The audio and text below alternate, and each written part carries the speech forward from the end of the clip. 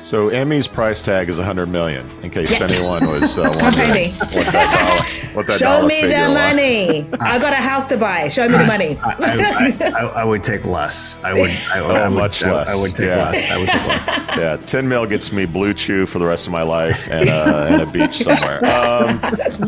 Come on, just slam an iron brew and let's do this, boys. Hide your kids. Lock the doors. You're listening to HR's most dangerous podcast. Chad Sowash and Joel Cheeseman are here to punch the recruiting industry right where it hurts. Complete with breaking news, brash opinion, and loads of snark. Buckle up, boys and girls. It's time for the Chad and Cheese Podcast.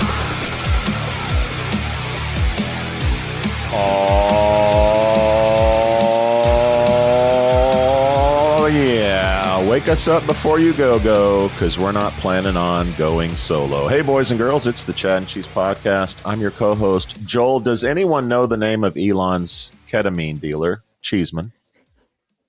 This is Chad. The world is on fire, Sowash. And this is Emmy. I am so happy that summer is finally here in London, Barradugo. And on this episode, Meta poaches, Amazon replaces, and tariffs are tariffing. Let's do this. Hospitality is the heart of our society. It brings people together to share great food, drinks, and experiences. But successfully managing a restaurant or hotel is no easy feat. That's where Harry comes in. Harry is the frontline employee experience platform that helps you build, manage, and engage great teams. With Harry, managers can easily find and hire top talent, manage timekeeping, and communicate with employees at any time from any place. Candidates and team members can quickly and efficiently apply for jobs, swap shifts, and access important information entirely from their mobile devices. And Harry's robust employee engagement tools make team members feel more connected than ever. With Harry, as an owner or operator, you get a bird's eye view of your business, from turnover cost, labor cost, employee sentiment, compliance risk, and team performance. Run your business better by understanding the power of your people. Because when your team is the heart of your business, Harry is the heartbeat. See how it transforms your business. It's the end of the world as we know. What the fuck is going on around here, kids? Jesus, how many? Come on, it's summer in can we England. have? Let's focus on summer in England. That sounds beautiful. That sounds Shakespearean. It sounds just quite like a gin and tonic. It is beautiful. Midsummer Night's Dream. Honestly, it is Pimm's weather. It is Prosecco weather. It is strawberry and cream weather. Wonderful. But listen, I'm just going to let you know, because summer only lasts for about 2 days this year, every year. So by the time you guys come over, it may not be summer anymore. Yeah. Well, we were in a mud bog last year. Remember, they had to put hay down on the ground and honestly, the Wreckfest crew. Still had a blast. It was fun, but my white trainers were not white by the end of the day. Yeah. That was an issue. You probably don't remember this, Chad. I was going to meet you at the RL 100, and I do remember. Pick me up. They took me to the Nebworth site. I thought they knew where I was going. The next thing I know, I have a worker vest, one of these, glow in the dark vests, and I'm in the middle of this mud. I'm like, what am I doing? I'm supposed to be at like some recruiter leaders thing. And they're like, oh, you're in the wrong place. And then they're like on the mics, and I showed up late. So yeah. Good time. It's Juneteenth. It's Juneteenth here in America as the rest of the world burns. What's it looking like from Europe with all this action going on? It is like a TV show. It is hilarious. Honestly, it is like, what else is going to happen? Just when we think that it can't get crazier, it gets crazier. It's mad. So if you look at my YouTube reel, because I'm like on YouTube every single night, I'm following everything that's going on with Trump, everything that's going on with Elon Musk, and also the P. Diddy trial. So those are my three things. God. Yeah. Oh, Jesus. Yeah. Sorry, people, bringing it down. It's funny that you say show, because I do think if Trump is good at something, it's the reality show. But he's brought that to the White House, and it's frightening. But he does like a good show. So it's interesting that you would describe it as a show, because I think he thinks this is one big, big show, and he's the Apprentice. Back on the Apprentice, or some other Apprentice spin-off. Yeah. How about Portugal, Chad? Is it it's still paradise? Are you watching? It's wonderful. Yeah. It's wonderful. Well, today it's 90. It's 90 degrees, so a little warm. A little warm, but other than that, it's great. I mean, I've got a pool, I've got a beach, I've got plenty of beer, great food. Look at you just rubbing it in. It's really close to you, Emmy, so I don't want to hear it. Well, I might just pop on the plane next week and like, hi, I'm here. Come on over. Come on. I love it. Is it time for shout out? Just make sure your passport is up to date, Emmy. Yeah, sure it is all done. Until they Brexit again. Yeah. Ladies first for shout outs, Emmy. What you got? Well, my shout out is to my favorite app, which is TikTok. So I'm just going to cast your mind back. Do you remember back in the beginning of the year, maybe December last year, I was asked to do my predictions. And my predictions were, that TikTok was not getting banned. So guess what? Apparently June 19th, today, TikTok was supposed to be banned. It's not getting banned. Trump has, done a taco. So Trump always, love that. Trump always chickens out. He has chickened out. Poor Trump. I mean, he's not having a great time at the moment. But I'm being nice. I'm being polite. Actually, fuck Trump. Do the Brits talk about banning it, or is that not a topic? No, it's not even a topic. We don't care about things like that. We're just interested in TikTok dances and everything else. So I'm all for TikTok staying. Well done, TikTok. TikTok's not going anywhere, and Trump is going to keep doing a taco. Constant taco, which is making Joel really, really hungry right now. Oh, sorry, Joel. It's just getting started with that stuff. So here at the Chad and Cheese Podcast, one thing that we love is obviously you watching, but also like and subscribe. My shout out, guys. I've been in the internet business for a long time, and I've always been fascinated with dating sites. For whatever reason, like dating sites and classifieds have always been the money makers in the internet. People can't get you to sign up for newsletters, but like dating, people will pay for, and they have for a long time. Not since Tinder has a dating site been so, I don't know, intriguing. So there's a new site. It's called Browser.Dating, and it's pretty much what you think it is. You upload your browsing profile from your 5,000 most recent searches. Okay. And then they algorithmically match you with someone who has a similar search history to match you up. Now, I don't know who's going to upload their last 5,000 searches, and I don't know what kind of matching they're doing between, bug fights and big booty Latinas, what my searches would be. So anyway, I'm just curious, you guys, is this something you would entertain if you were a single person or no? No, because do you know why it is though? Because the thing is, I know what I'm actually like, and I know the image I portray to the world and what type of person I'm trying to get. So I want to really like a gentleman. But if you're going to go through my browsing history, I'm skanky. I know I am. I'm sorry. There's stuff on there that no one needs to see. That just needs to stay in my head so I can attract the right husband, So no, absolutely not. So you don't want to be the real you when you first meet somebody. That's a bait and switch. 100%. That's a bait and switch. I'm okay with that. What is makeup? I'm okay with that. Makeup is bait and switch. You're not, visually, you're not who you really are. Listen, no one needs to know that. I've had, how long does my Botox last for? What would be good to spice up the love life? That no one needs to know that kind of, actually, I've just told the whole world now that that's my browsing history.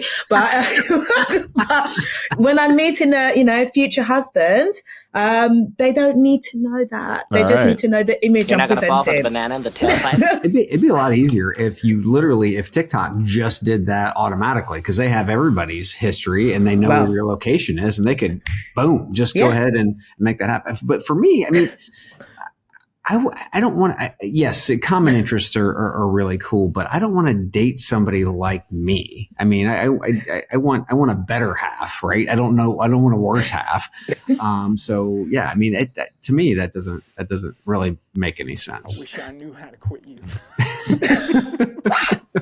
All right. So that's a no on browser dating, for everybody. But if you're 100%. Interested, It's Browser.Dating. In case you're single out there and looking for love, I can't believe there's a top level domain .dating. That's honestly.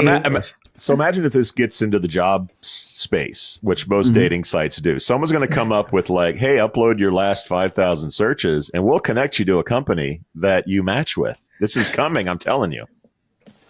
Watch this space. 2026 prediction. Stupidity everywhere. As a matter of fact, Indeed might do that. My shout out is going to Jim, the Indeed whisperer Durbin, who sent me this little gem last night. Go ahead and roll that beautiful bean footage, Joel. Hi there. It's Jim Durbin, affectionately known as the Indeed Whisperer, founder of Responsible Recruitment Marketing. And boy, do I have a story for the Chad and Cheese audience. Indeed has launched an asteroid world-ending announcement, basically.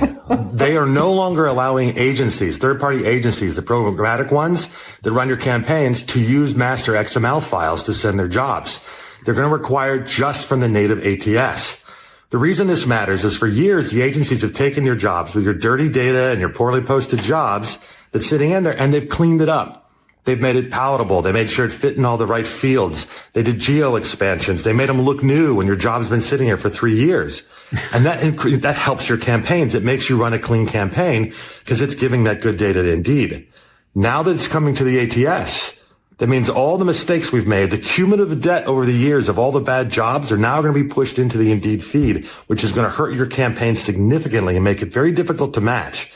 The solution is agencies who have been working downstream fixing your problems have to move to an upstream model, which means contractors, it means admins, it means doing audits of your system, making sure you're posting the jobs correctly. And clients can't get away with it. The agencies don't have access to this. So we have to change the process, the way we post jobs.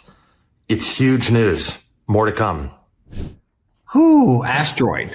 Big asteroid. No hyperbole there at all. No hyperbole there. But I mean, it's literally just another chapter of Indeed's newest hit series, Suicide by 1,000 Cuts, right? So CPSA, CPA, healthy budgets, aka raising the rates, and now this. So it's still early days, as Jim had said. I've reached out to a couple of agencies, had a couple of conversations, but we need to dig into this a little bit deeper. We'll talk to Jim this week, talk to some agency contacts and some other industry veterans to find out what the hell is going on. But for me, right out of the gate, this automatically went right to disposition data, right? You know, that's what Indeed wants. They want disposition data. Can they get that from the agencies? No, they can't. Where do they get that from? They get it direct feeds from applicant tracking systems, right? So being able to start to snake and Trojan horse your way into these different areas, Indeed wants more control.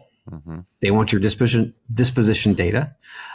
They want to push competitors out of the market and control wallet share. And every move that they've been making, you start to see everything kind of coming together. I don't think it's a very smart plan, to be quite frank. Maybe that's why Himes is out on his. I mean, he left. But shout out to the Indeed whisperer Jim Durbin for the news. What do you guys think? To me, I look at it competitively, and I'm still digesting this because Jim sent it last night. I just saw the video, but like Appcast and programmatic has always been a burr in Indeed's ass, and Appcast acquiring Bayard, an agency, like somehow those pieces might fit together. But to me, this hurts agencies and like the programmatic guys, unless I'm saying it wrong. And I think that's ultimately what they're trying to do: squeeze out competition. That's what they've been doing for a long time since they kicked out job boards down the algorithm, into algorithm abyss. They've always thought about how do we screw the competition, and maybe this is another move towards that. Anything, Emmy? I think you basically covered it. I agree with both of you. I'm just interested to see how this works out. I don't think it's going to work out very well. In all honesty, they've tried everything. They keep trying, new ways to keep the business alive. Nothing really works. Well, there's clearly, as we talked about, there's clearly a void in innovation at Indeed. I think that's why the CEO shuffle is going on over there. So if you don't have innovation and you can't provide great, products, it's like, how do we how do we squeeze people? How do we add products and nickel and dime people to death? And this is kind of what we're seeing. It's like this is a desperation move, which we've been seeing for years at Indeed.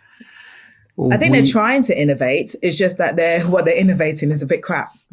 Yeah. Well, I think it's a forest for the trees kind of thing. I mean, they see what's good for them. And to be quite frank, they don't give a fuck about anybody else. We've heard from, Matt over at UPS. We've heard from, Megan over at Marriott that to be quite frank, if they keep making these decisions, it just gives them more reason to look at other things. I mean, UPS is already hiring directly out of their applicant tracking system, out of their CRM, because they have shit tons of candidates. Marriott has over 10 million candidates, right? Yeah. So it's like you're going to push them in different areas, and they're going to spend less. They're going to spend less. And then you do things like this, and then you really start to piss them off. So anyway, I tell you what, it's the hubris, Chad. It's the hubris that killed Career Builder and Monster. It's like, we're the shit, and we're going to do what we want to do, and you're going to get in line and take it. And consumers don't like that, and they go elsewhere eventually. So good luck with that, Indeed. You know what consumers do like, though? Oh, they like free stuff. I like free stuff. That's right. And kids, remember that there's always free stuff with the Chad and Cheese. Just go to chadcheese.com/free. And if they go there and they register, Emmy, what could they possibly win? Oh, they could win so much stuff. They could win chicken cock whiskey. Ooh, still waiting for my two bottles. Oh my God, I'm just waiting for my one bottle. I love chicken cock. But absolutely, I love chicken cock whiskey. Going over to the tech talent experts over at Van Hack. Yep. And then what else could they get? Bourbon barreled aged syrup. So that's going to go over to Bob and Doug McKenzie over at Kiora. Take off, will you? We're doing our movie. Don't wreck our show, you hoser. Lovely sound bites. And if anyone wants a t-shirt, you've seen those Love Soft to the Touch t-shirts. Ooh. Yes. Oh, what's that? Just a tip. Yes, they can get t-shirts. So that's going over to those red shoe wearing weirdos over at Erin app. Then we got craft beer. So that's going to go over to the job data geeks at Aspen Tech Labs. And the best free stuff of all, if it's your birthday, you get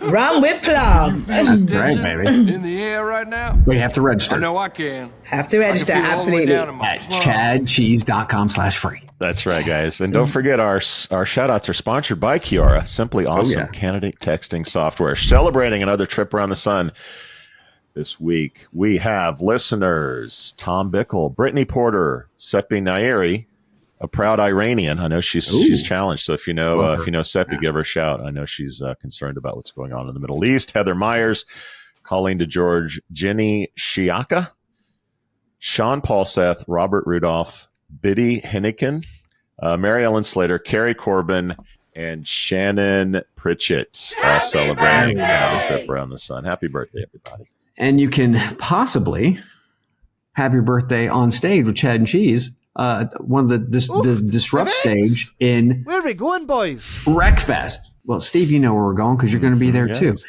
Travel sponsored by Shaker Recruitment Marketing. Nebworth is calling. That's right. Wreckfest UK in Nebworth, July 10th. The Chad and Cheese are going to be on the Disrupt stage with Stephen, our favorite Scott McGrath. JT and Mo are going to be there. And Emmy, you're going to be hosting the stage too. Which one are you going to be hosting? Oh, I knew you were going to put me on the spot. I was like, what's the name of that new stage? I'm going to have to come back to it. The Emmy stage. That's all you need to look for. Go onto the app, go onto the website. You'll find me there. So it starts at 10 o'clock. I think that's when I'm doing the opening for my stage. The Emmys. I like that. We should have a new award. The end of year Emmy Awards. I like it. I like it. Absolutely. There we go. All right, guys, let's get into it. Who loves a good poach? OpenAI CEO Sam Altman claims Meta is aggressively poaching its staff with lucrative offers, including, get this, $100 million signing bonuses. Altman believes superintelligence is the next step in artificial general intelligence, where the aim is to create AI which can vastly outperform human cognitive abilities. Altman reportedly told his brother, quote, "There's many things I respect about Meta as a company, but I don't think They're a company that's like great at innovation. Ouch, sick burn, Altman. Chad, what are your thoughts on the poacherama between these tech giants? I mean, all this in OpenAI, who has received $62 billion in funding, they're under pressure to grow headcount as well, right? But think about it: $100 million signing bonus. That's nothing to brush off. But you've got to ask yourself, why these over the top bonuses? Why over the top spend or signing bonuses from Meta? Because Google, Anthropic, OpenAI, their newest models are leaving Meta's Llama 4 in the AI dust. I mean, have you seen or played with any of that new stuff? The VO stuff, it's amazing. So Meta is sounding the AI alarm in an effort to try and catch up, not by out innovating the competition. Oh no, that's not Meta's MO, and it hasn't been for a very long time. When Meta is behind, they either copy, buy competitors, or they poach their talent, right? OpenAI thus far has retained their quote unquote their best talent, but how? Well, I'm sure they're highly compensated already. Not to mention, who wants to play catch up when you're already one of the main horses in the race with other global leaders in AI?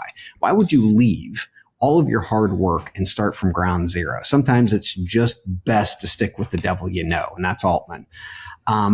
Whether you like the tactics or not, at least Meta is trying, because it seems Apple has given up on AI altogether. Apple just released a paper from their AI researchers. That's right. That was air quotes, kids, which dispels the major models are actually reasoning. So apparently, if you can't build it, you go to Meta, you go to the Meta route, you try to buy it, or you go the Apple route and you just deny it even exists. Either way, AI, whether it's reasoning or becoming better at predicting patterns, has been pretty fucking awesome. You got to say it, man. And it's leaps and bounds different today than it was literally just 6 months ago. So all the way around, Meta's behind. They've got a way to go after it. Apple's behind. I don't know what the fuck they're going to do. I mean, you like a good poach. What are your thoughts on this story? I do like a good poach, always. Listen, I mean, you're right. Look, Meta is way behind all these other companies. And, you know, Chad, you're saying they haven't been great at innovating. And that is true. They've copied everything. You know, the Reels, for example, that's just a straight copy of other companies. They don't know how to innovate before. They used to, but they don't have that reputation anymore. So the only way they're going to attract people really to the organization is by throwing money at them. And that money, it's huge amounts of money. It's giant amounts of money. And that's just a signing bonus. That's not the annual basic. That's not the stock options. That's not none of the other incentives. So that total package just to get those really strong tech-minded people into the organization. I think from Mark's point of view, that's going to be worth it because you get those great minds into your organization. They're going to help Meta to innovate. That's going to, down the line, realize itself in increasing revenue. Now, the problem that Meta also has, though, is whether or not money is enough to sway people. If it was me, you're going to give me $100 million. Yeah, maybe I'll take it. Yeah, I'll be there for a couple of years. But when you get people who are more ethical, maybe than I am, who care about the culture, who care more about the mission, the vision in a company, building something which is actually going to be, groundbreaking, that may not be enough to sway people. And that's what OpenAI CEO Sam Altman thinks as well. He thinks that they've got the culture. He thinks that they've got the ethos, the mission, which is far superior to Meta. So I'm interested to see whether or not, when it comes down to it morally, where people are going to stand. So Emmy's price tag is $100 million. In case anyone was wondering what that Show dollar me figure the was. money. I got a house to buy. Show me the money. I would take less. I would much less. I would take less. I would take less. Yeah, 10 mil gets me Blue Chew for the rest of my life and a beach somewhere. You know who remembers MySpace?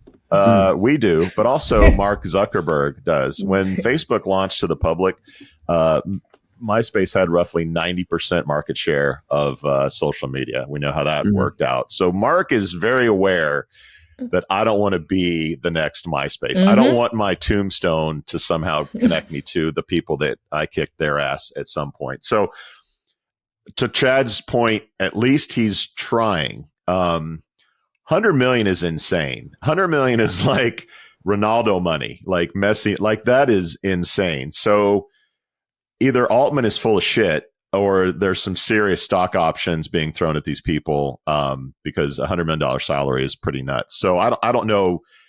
That's sort of hearsay to me. But the point is for Facebook to compete, historically, Facebook in the 2000s was incredibly innovative. And then they became like, we're just going to acquire all the innovation. So let's go buy Instagram. Let's go buy WhatsApp. They're at a point where there's no one really to buy that's left. They can't go buy TikTok, another competitor to put them, or an AI competitor that they can probably do. So let's resort to this. My feeling on poaching is if you can get away with it, it's great. Like you pressure your opponent.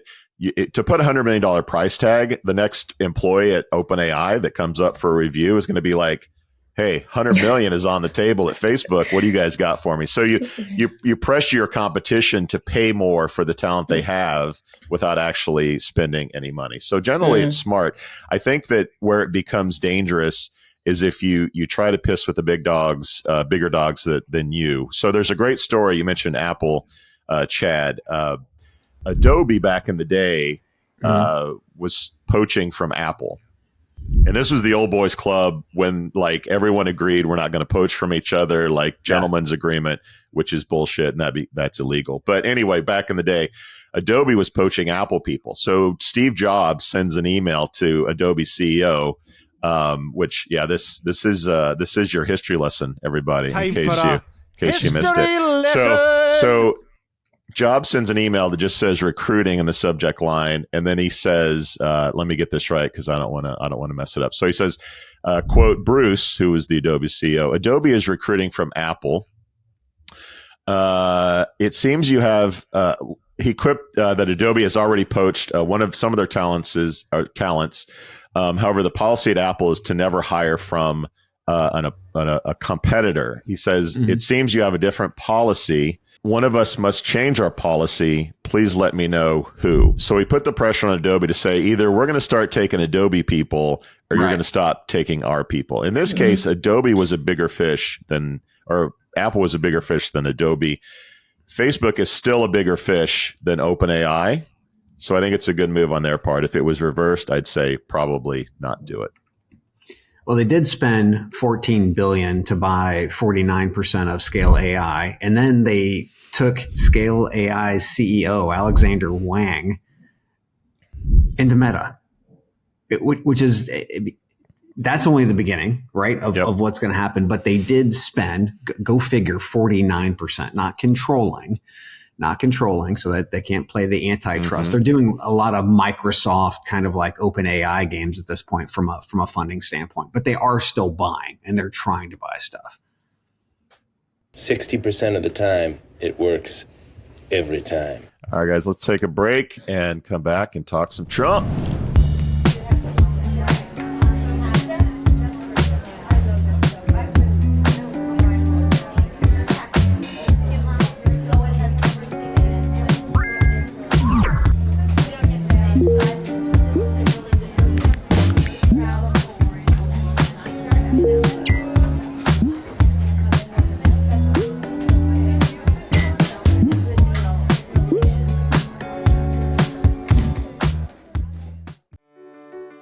So you posted a new job ad. Now you can sit back and wait for the application to roll in, right? That's why we built JobPixel. Imagine showing candidates why your company is great with real people, real stories, and real culture. With JobPixel, it's not just another job ad. It's an invitation to something much bigger.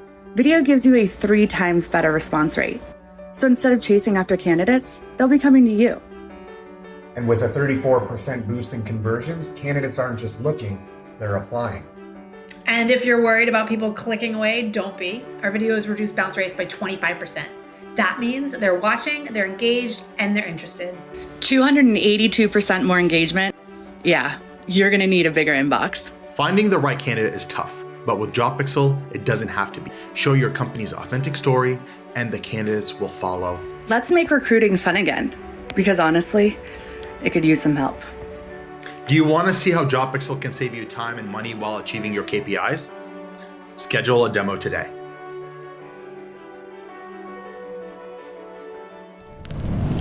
All right, guys, tariffs are in the news again. I know you thought maybe they were gone. Immigration is in the news again. Let's check out a quick video highlight from last week's news. Now to chart 2, labor market slowing down. Yeah, so we had an unemployment report last Friday, and the good news is the economy added a lot of jobs. The bad news is that the growth rate in jobs have been decelerating. Now, some of this was inevitable. This is as we were coming out of COVID. This is a very, very high number of jobs that we were adding. And so it's natural that it would have come down. But now for the last several months, the number of jobs we're adding is actually below. This is the pre-pandemic average. So this is a kind of normal, stable economy, what we were adding. And this is what we've been adding over the last 12 months. There's one other interesting point about this, which is not on here, which is that 600,000 people dropped out of the labor force last month. Yikes. So the pressure's on. Last week, President Trump had directed the Department of Homeland Security to halt immigration enforcement operations targeting farms, meatpacking plants, produce operations, and hotels, following a string of high-profile ICE raids over the past week. But an about-face came just days after President Trump signaled sympathy for producers relying on immigrant labor, only to reaffirm his administration's commitment to carrying out mass deportation, especially in blue states.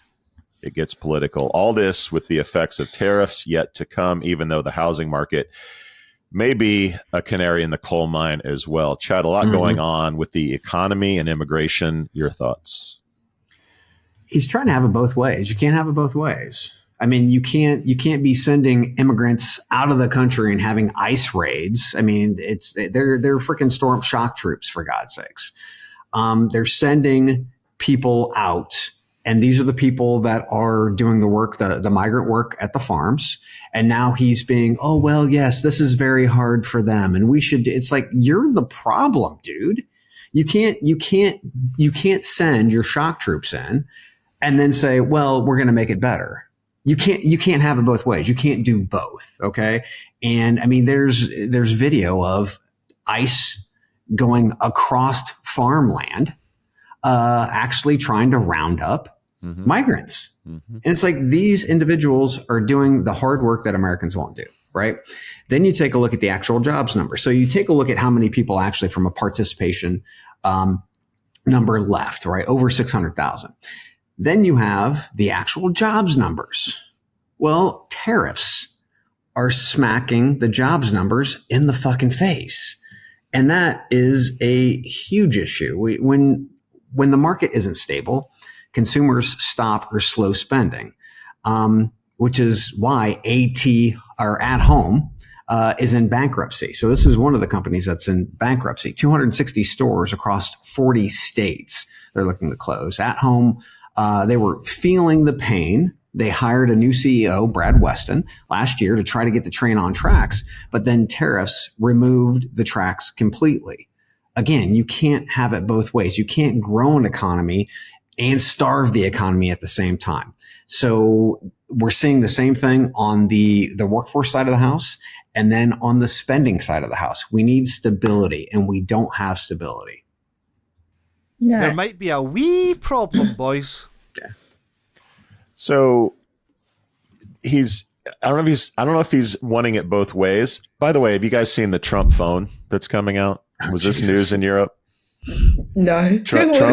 What is a Trump phone? Trump is doing a phone. Actually, it's the brothers Trump. They're creating a gold phone. It's 45-47 a month because he's president for number 45 and 47. And apparently they can't. It's supposed to be made in America, but they can't make enough for the launch, so they're going to be made in China, which is very ironic. But anyway, so yeah, the Trump phone coming soon to no store near you anytime soon. Of course not. Yeah, if you look at Trump's favorability numbers, the only thing I guess with independents that's working for him is immigration. So he has farmer friends, he has big business friends, he has restaurants that he goes to and people he knows there, and they're all telling him, dude, we don't have people to pick the food, to slaughter the animals. All the restaurants are going to be empty. Like farms are going to be on like. So on one hand, he hears that and he's like, oh yeah, that's bad. I need to be able to go to my restaurants and eat and feel like the lifestyle that everybody's had. But then he has this issue of immigration that he's still fairly good on compared to his other issues. So you have Stephen Miller, who's like Gestapo in chief and telling ICE that we need more people. You need to like arrest more people because this issue is a good one for us. So then they go down to the Home Depots, they go down to the Lowe's, and they're like, let's get everybody out of here. Everybody's arrested.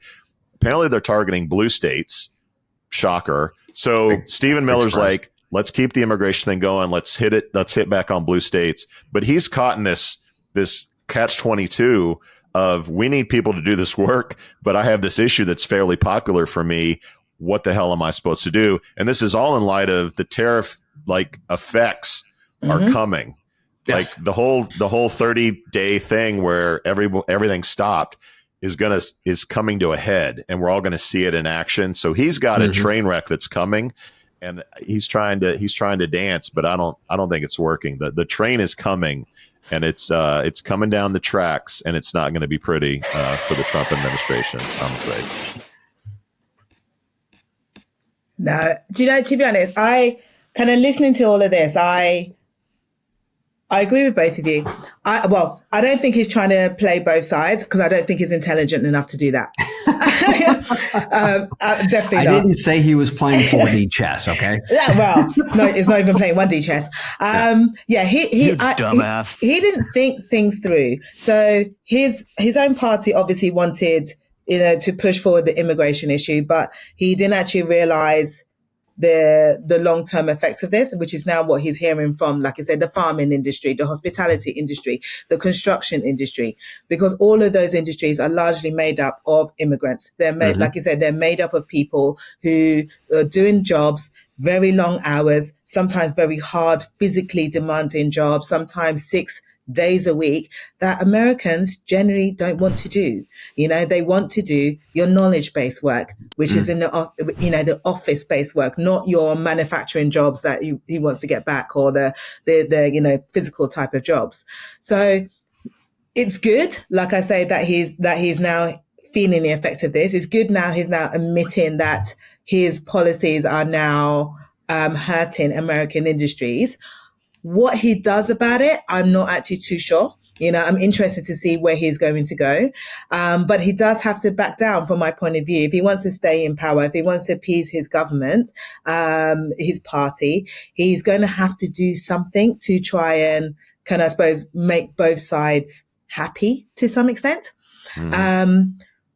And that is why he's going down the route of, yes, he's going to protect the farmers, he's going to protect the hospitality sector, but he's going to ignore the other sectors and still force, the immigration raids on, the other types of jobs. But I think what's eventually going to happen is that American employers they're going to push back. They're going to start demanding solutions like they're doing already. They're seeing their industries crippling. They're seeing farming industries losing money. They can't replace them with American workers because American workers maybe will not work the longer hours, will not work the however many days a week. And that's going to put their business, put their business out. So he's in a tough situation at the moment, but this could be the thing or one of the many things that will hopefully make sure that he doesn't return to power in 4 years' time. The confusion is the worst part because people just don't do anything. Like, I don't know if we're going to have immigrants, if they're going to be fucking arrested tomorrow. So there's this whole stoppage. I think they'll just concentrate in a couple of industries. I don't like it doesn't work like that way, Emmy. It doesn't work that way. No, because you have some people that are working in farming, same families. Yeah. And then some people are working at the Home Depot and so on and so forth. That's not how communities work. Well, I suppose that's not how communities work. Get rid of not to mention, we talk about farming. He's already hurt the farming industry by killing USAID. That used to be $2 billion of revenue to American farmers. Used to be $2 billion. It's not anymore. Yeah. So there is no. He's got to please people. He's only pleasing one person, and that's himself. He takes a nap. He forgot what he just said. I mean, that's what it is. So I wish it was as easy to say, hey, look, why don't we just leave these people alone over here? They're all connected. They see their friends and family getting deported.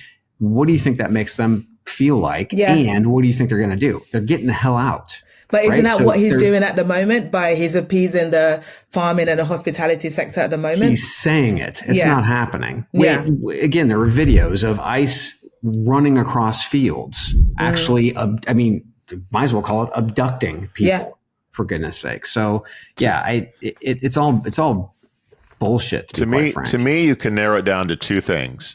Trump likes money, and he likes to be liked.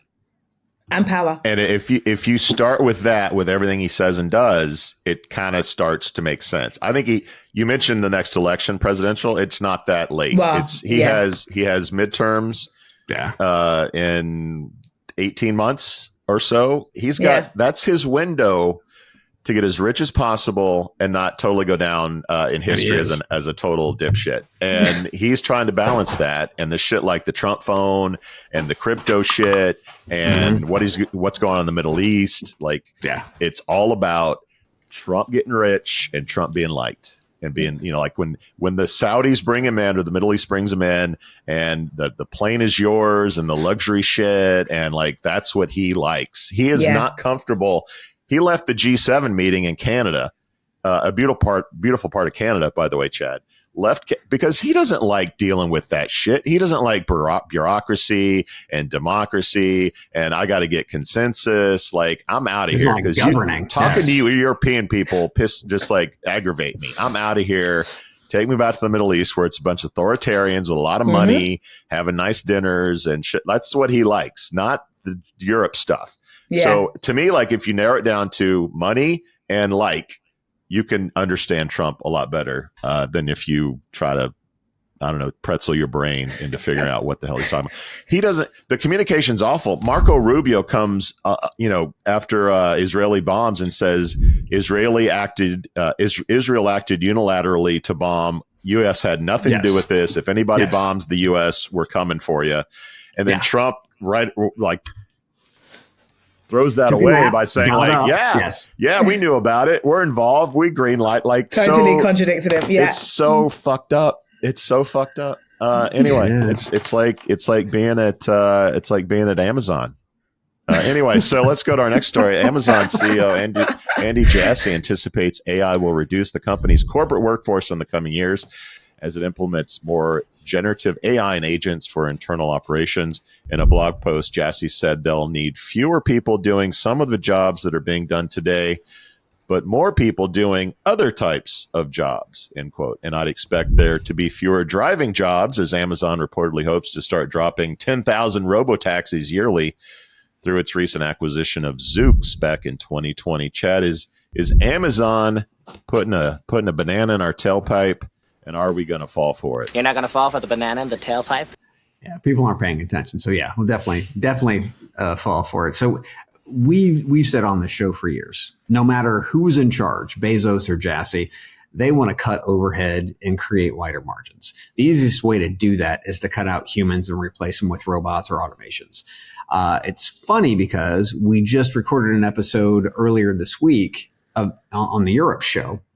It'll drop next week, where we talked about Amazon posturing with European countries, boasting the investments Amazon is making in several countries, Germany, UK, France, so on and so forth, because they want more European market share. And since tariffs are hurting US and people are pulling back, from spending. Where can they go where tariffs aren't hurting them? They're gonna try to get into Europe.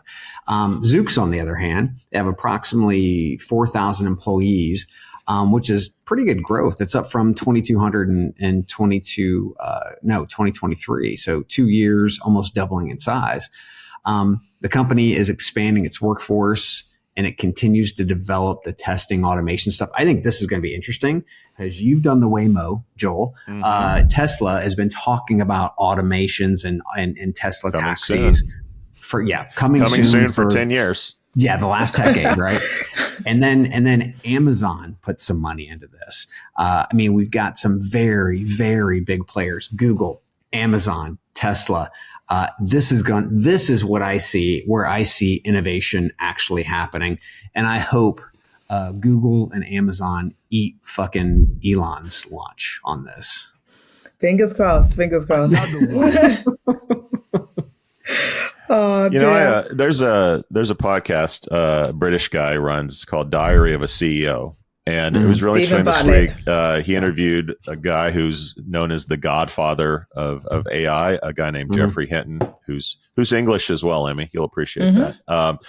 And I'm so back and forth when I hear people say like it's going to create more jobs than it does. And Mark Cuban's like, this is going to be great. But then also people that it's doomsday. And so this guy, he was out there at the beginning, and he's got a great opinion, but it's not shiny, happy people. I'm going to play this and then come back and comment on the other side. AI is just going to replace everybody. In the past, new technologies have come in which didn't lead to joblessness. New jobs were created. So the classic example people use is automatic teller machines. When automatic teller machines came in, a lot of bank tellers didn't lose their jobs. They just got to do more interesting things, or more complicated things. But here, I think this is more like when they got machines in the Industrial Revolution, and you can't have a job digging ditches now because a machine can dig ditches much better than you can. And I think for mundane intellectual labor, AI is just going to replace everybody. Lies, all lies. So I don't know exactly, I don't know what's going to happen, but I do think Amazon, Microsoft, Meta, all of Elon's stuff, they do believe that all of these jobs will be replaced. And when I see Amazon saying, "Hey, we're weaning ourselves off," there'll be fewer people, even though new jobs will be created. And then you have Microsoft; they're planning to cut a lot of salespeople in the thousands number. They employ a lot of people. So whether or not, I don't know what the future holds, but I do believe that all the tech companies out there do believe that we can do everything with AI. And we're seeing that. This is the canary in the coal mine to me. We're going to see all the big companies and big tech do this. If it works, you're going to start seeing the SMBs do it, and you're going to see products created by the likes of Amazon that make it easier to replace human workers. And we'll see how it turns out. But I do think they believe that this is the route, and we're seeing that unfold with these stories like the ones from Amazon. I agree with you there. I think this is the tip of the iceberg. Lots of companies are already doing this. It's nothing new. I think it's going to hit the knowledge workers. So the people who, like myself in HR, people in finance, for example, we have a lot of administrative parts of our job which can be automated. Fine. I do believe that means that it's an opportunity for our roles to evolve, because so much of my time is spent doing admin that I don't actually need to do. So hopefully, with the introduction of AI, introduction of different types of technology, it means that we'll be able to add more value to an organization. But I think that the message that Andy Jassy had to his employees was a good one, and is a good one, in the fact that people have to get ready for this. This is a reality. This is not something that is not hypothetical anymore. We know that AI is here. Great. Well, what does that mean for us? If we want to future-proof our jobs, we need to put ourselves in a stronger situation. So if you're not good with AI at the moment, get good. If that means going to workshops, experimenting with tools, building prototypes, that is what you need to do right now, today, to future-proof your job. Because otherwise, you're going to be left behind. you're not going to have a job to go to, or you're definitely not going to have the job you have now in the future. So it's really hard to do that today because people are working full-time jobs or more than one full-time job, right? Yeah. So it's hard to actually do those things. Now, when he was talking about ditch digging and those types of things back in those days and before, the 80s, companies used to spend a lot of money on upskilling and developing their employees as a part of work. Yeah. They don't do that anymore. It's not something that is ingrained in the actual systems, right? They wait for the government to be able to do that. They wait for, schools to do that. So we literally just talked to Patrick McGee last week. The episode dropped this week about Apple in China. Apple spends $55 billion a year in China to help upskill their workers. They've trained 28 million workers. They've spent $55 billion a year. That's not happening in the US. That's not happening in many. The UK is a mini US. It really is. It's unfortunate. It's unfortunate, but it really is. Yeah. But that money's not being spent. So the upskilling and development isn't happening. That's not happening. If it has to be all on my shoulders and I'm working 2 to 3 fucking jobs, when am I going to do it? Right. So we're in this, much like Joel said earlier, this catch-22 position ourselves. And we're being told to do all these different things. And I'm trying to make rent. Right.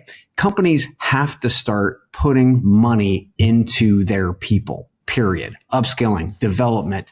Those are the things that we have to do. If we don't do those, shit's going to collapse.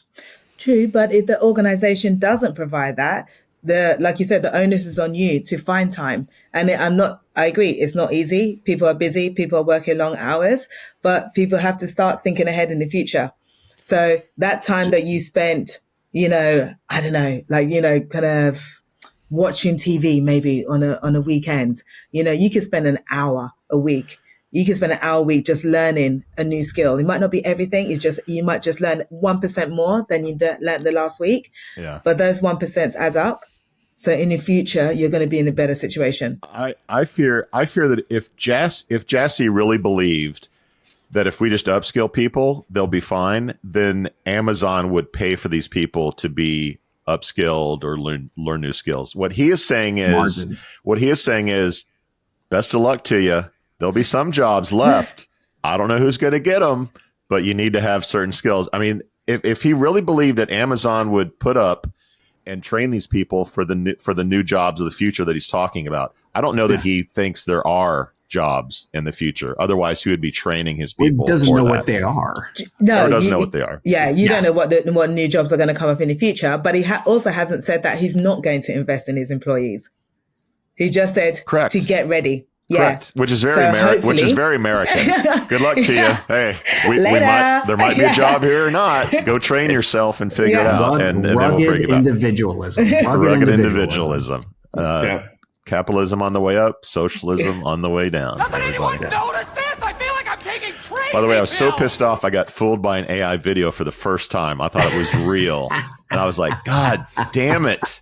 Even I got fooled. So this shit's coming. People are going to be fooled for like news stories and yes. All right. When we come back, we'll talk a little Zoom and Klarna. At Shaker Recruitment Marketing, our comprehensive services include branding, talent attraction, MarTech, and analytics, empowering you to achieve your recruitment marketing goals.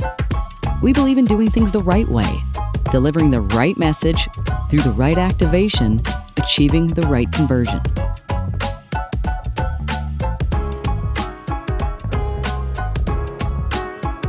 For us, business is deeply personal. Our legacy is built on relationships. Together with our people, clients, and partners, we've been shaping the world of talent for over 70 years.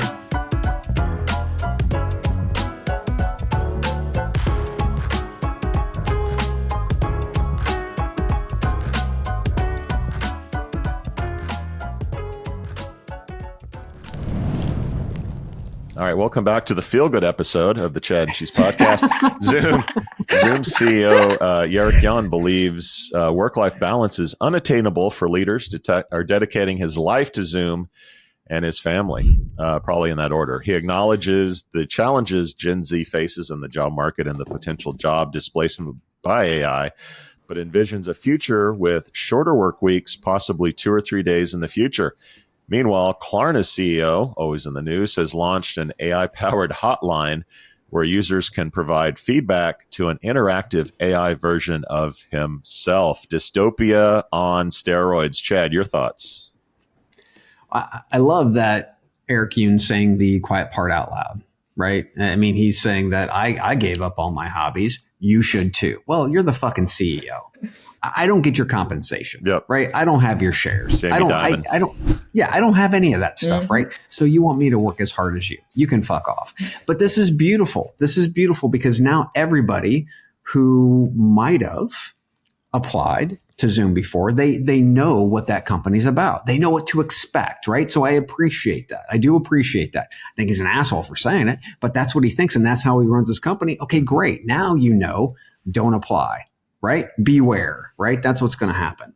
On the Klarna front, I mean, I've said it before, I hate Klarna's micro loan sharking business with a passion, but I got to say, Sebastian knows how to keep the news outlets and socials buzzing.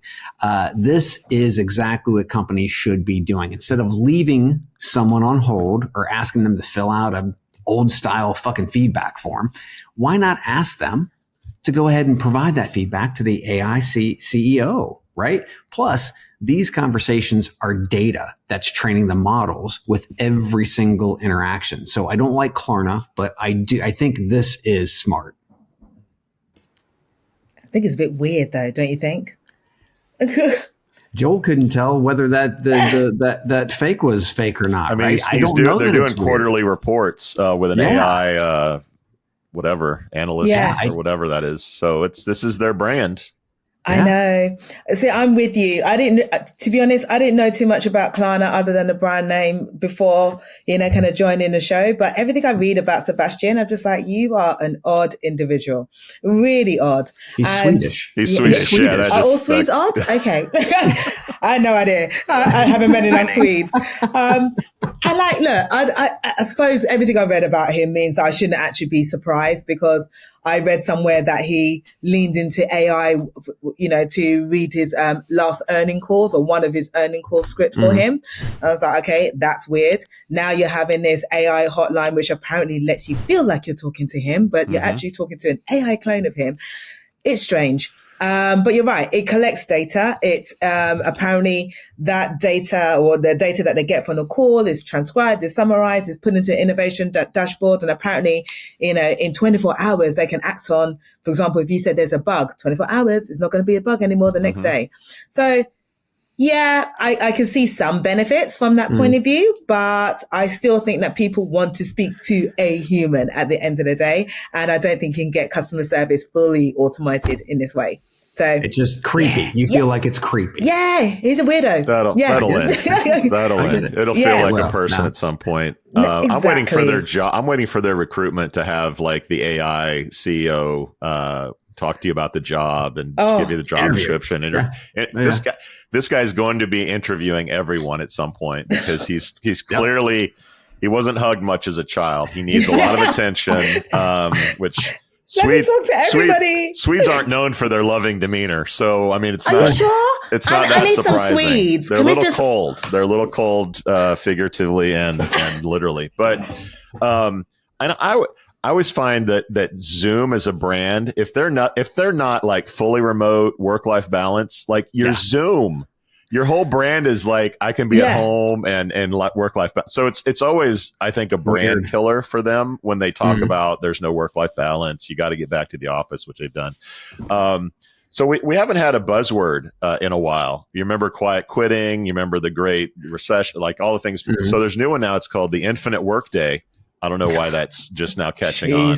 But so new research from Microsoft found that 40% of people are checking emails before they're out of bed before 6 a.m. and nearly a third check back in after 10 p.m. As an employee. And we're also finding from the survey that 20% of workers do work on their days off. So even if you're remote now, you're working all the goddamn time. It's no surprise that people are losing their shit. Burnout is real.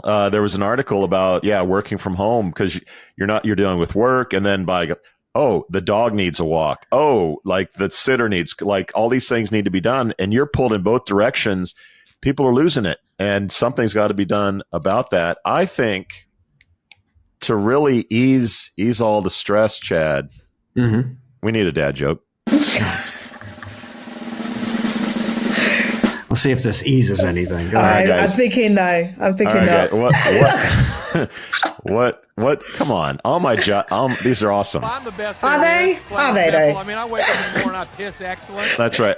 What does masturbation and brain damage have in common? Joel Cheeseman. What does masturbation and brain damage have in common? There you go. There's the answer. Yeah. After a few strokes, there's nothing else to do. There's no turning back. Oh God! What? Emmy, we'll see you soon, Chad. Yes. We out. Yeah, I'm definitely out. Thank you for listening to, what's it called? A podcast. The Chad. The Cheese. Brilliant. They talk about recruiting. They talk about technology. But most of all, they talk about nothing. Just a lot of shout-outs of people you don't even know. And yet you're listening. It's incredible. And not one word about cheese. Not one. Cheddar. Blue. Nacho. Pepper Jack. Swiss. There's so many cheeses and not one word. So weird. Anywho, be sure to subscribe today on iTunes, Spotify, Google Play, or wherever you listen to your podcasts. That way you won't miss an episode. And while you're at it, visit www.chadcheese.com. Just don't expect to find any recipes for grilled cheese. It's so weird. We out!